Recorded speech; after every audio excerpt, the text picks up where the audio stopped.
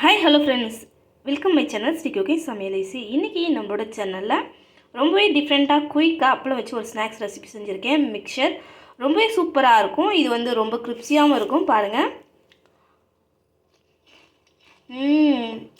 நல்ல ஒரு டேஸ்ட்டாக இருக்குது. குழந்தைங்களுக்கு ஈவினிங் டைமில் நம்ம ஸ்டோரேஜ் பண்ணியும் இந்த ஸ்நாக்ஸ் வந்து செய்யலாம். ரொம்ப நல்லாயிருக்கும்.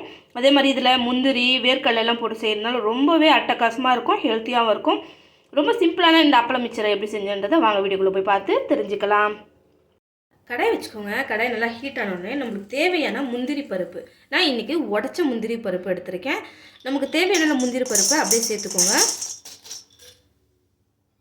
சேர்த்துட்டு இதை கைவிடாமல் நல்லா நம்ம வந்து வதக்கிட்டே இருக்கணும், வறுத்துட்டே இருக்கணும். இது வந்து நம்ம வந்து இந்த அப்பளம் மிக்சரோட சேர்க்கும்போது குழந்தைங்களுக்கு கொஞ்சம் ஹெல்த்தியாகவும் இருக்கும். இது மாதிரி நம்ம வறுத்து கொடுக்கும்போது நல்லா விரும்பியும் சாப்பிடுவாங்க. இதை நல்லா ரோஸ்ட் பண்ணிட்டு இருக்கும்போதே நம்ம வந்து இதில் வந்து கொஞ்சமாக உப்பு தண்ணி கரைச்சி இதில் ரோஸ்ட் பண்ணோன்னா நல்லா ட்ரையாக ரோஸ்ட் ஆகும். எண்ணெயில் போட்டால் அந்தளவுக்கு ரோஸ்ட் ஆகாது. இந்த மாதிரி வந்து நல்லா ரோஸ்ட் பண்ணிக்கோங்க. இது வந்து கைவிடாமல் போடணும், இல்லைனா வந்து கொஞ்சம் கொஞ்சமாக கருக ஆரம்பிச்சிடும். அதனால் வந்து கைவிடாமல் எப்போ பாரு கிளறிட்டே இருக்கணும். நம்ம இதோட கொஞ்சமாக உப்பு கரைச்ச தண்ணி சேர்த்துக்கோங்க. சேர்த்துட்டு இப்போ வந்து மறுபடியும் ஒரு டைம் வந்து நல்லா வந்து மிக்ஸ் பண்ணி விடுங்க. நம்ம அந்த தண்ணி சேர்க்கும்போது இதில் வந்து டேஸ்ட்டு ஃப்ளேவரும் வரும், அந்த உப்பு சால்ட்டோட ஃப்ளேவரும் வரும். அதே வந்து சீக்கிரமாக கருகாது இந்த முந்திரி. அதனால் வந்து நம்ம உப்பு தண்ணி சேர்த்து வறுத்தோன்னா சாப்பிட்றதுக்கும் நல்லாயிருக்கும். ஆனால் அது அப்போ கொஞ்சம் ட்ரை ஆனோடனே மறுபடியும் நம்ம வந்து வறுக்க தான் ஆரம்பிக்கணும். நல்லா வறுக்கணும். இதை நம்மளுக்கு வந்து இந்த முந்திரி வந்து நல்லா ட்ரையாக வரணும். அந்த அளவுக்கு வந்து நல்லா கைவிடாமல் நம்ம வறுத்து எடுத்துக்கணும். இப்போ கொஞ்சம் ட்ரை ஆகுது, நல்லா வறுத்துக்கோங்க. இப்போ இந்த அளவுக்கு வாங்கினோடனே இதை வந்து நம்ம ஒரு பிளேட்டுக்கு மாற்றிக்கலாம். மறுபடியும் கடாய் வச்சு கடாயில் கொஞ்சமாக அப்பளம் பொரிக்கிறதுக்கான எண்ணெய் சேர்த்துக்கோங்க. சேர்த்தாச்சு. இப்போ எண்ணெய் நல்லா சூடு ஏறட்டும். இப்போது எண்ணெய் நல்லா காஞ்சோடனே நம்ம ஒரு 10 அப்பளம் போல் நல்லா பொரித்து எடுத்துக்கோங்க. நல்லா மொறுமொறுன்னு நம்ம வந்து பொரித்து எடுத்துக்கணும். நம்மளுக்கு அப்பளம் பொரிக்கும் போது ரொம்ப கருகும் விடாதீங்க. அதே மாதிரி வந்து நல்லா வந்து கிறிஸ்பியாக வர மாதிரி பொரித்து எடுத்துக்கோங்க. இதே மாதிரி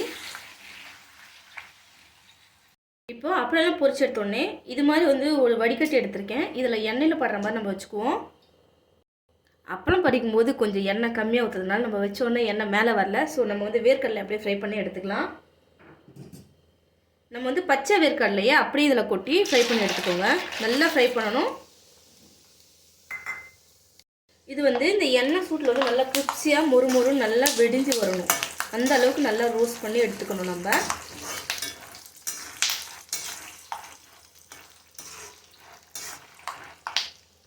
இதை நம்ம வறுக்கும்போது கொஞ்சம் பார்த்து பொறுமையாக வருங்க, இல்லைன்னா படப்படன்னு வெடிக்க ஆரம்பிக்கும்.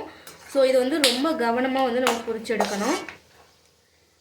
இது வந்து நல்லா ஸ்லோ ஃப்ளேமில் நம்ம வந்து நல்லா கோல்டன் கலரில் நல்லா ரோஸ்ட் பண்ணி எடுக்கணும். நல்லா வெடிச்சு அதோட பபுள்ஸ் எல்லாம் வந்து இப்போ வந்து சவுண்ட் கம்மியாகிடுச்சு. இப்போ இந்த ஸ்டேஜில் இது எல்லாத்தையும் நம்ம எடுத்துக்கலாம். இதை கொஞ்ச நேரம் நான் அப்படியே வைக்கிறேன். இந்த எண்ணெய்லாம் வந்து நல்லா ஃபில்டர் ஆகட்டும். இப்போ நம்ம பொரிச்சு வச்சுக்கிற அப்பளத்தை அப்படியே நொறுக்க வேண்டியது நல்லா நறுக்கிட்டு கை வச்சு.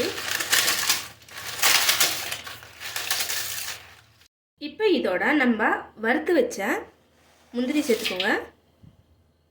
இப்போ இதோட நம்ம வேர்க்கடலை ரோஸ்ட் பண்ணி வச்சோம் இல்லைங்களா, அதுவும் சேர்த்துக்கலாம். இதெல்லாம் ஒரு 5-6 பல்லு பூண்டை வந்து சும்மா தட்டி எடுத்துருக்கேன், அதை சேர்த்துக்கோங்க. இப்போ இதில் கொஞ்சமாக தேவையான அளவு மட்டும் சால்ட் சேர்த்துக்கோங்க. இந்த வேர்க்கடலை கொஞ்சம் சூடாக இருக்கும் போதே கொஞ்சமாக மஞ்சத்தூள் சேர்த்துக்கோங்க. இதோட தேவையான அளவு ரெட் சில்லி பவுடரும் சேர்த்துக்கோங்க. சேர்த்துட்டு இதை நல்லா வந்து மிக்ஸ் பண்ணிக்கோங்க. இது சூப்பராக இருக்கும். ஈவினிங் டைம் ஸ்நாக்ஸ்க்கு குழந்தைங்களுக்கு கொடுக்கறதுக்கு ரொம்ப ஹெல்த்தியாகவும் இருக்கும், நல்லாவும் இருக்கும். ஸோ இது மாதிரி நீங்களும் ட்ரை பண்ணுங்கள். ரொம்ப சூப்பராக இருக்கும் ஃப்ரெண்ட்ஸ். ரொம்ப சிம்பிள் தான், ஈஸியாக. இந்த குளிர்காலத்தில் இது மாதிரி வந்து அப்பப்போ ஏதாச்சும் ஒன்று செஞ்சு குழந்தைங்களுக்கு கொடுப்பேன். ரொம்ப நல்லாயிருக்கும். அவ்வளோதான், ரொம்ப டேஸ்டியான நம்மளோட ரொம்ப சிம்பிளான அப்பளம் மிக்சர் ரெடி ஆகிடுச்சு. இதை வந்து நம்ம ஒரு காற்று போகாத ஒரு கண்டெய்னரில் நல்லா ஸ்டோரேஜ் பண்ணியும் நம்ம குழந்தைங்களுக்கு கொடுக்கலாம். ரொம்பவே நல்லாயிருக்கும். ஸோ மறக்காமல் நீங்களும் ட்ரை பண்ணுங்கள். ட்ரை பண்ணி எப்படி உங்கள் ஃபீட்பேக்கை என்னோட ஷேர் பண்ணிக்கோங்க. தேங்க்யூ, பாய்.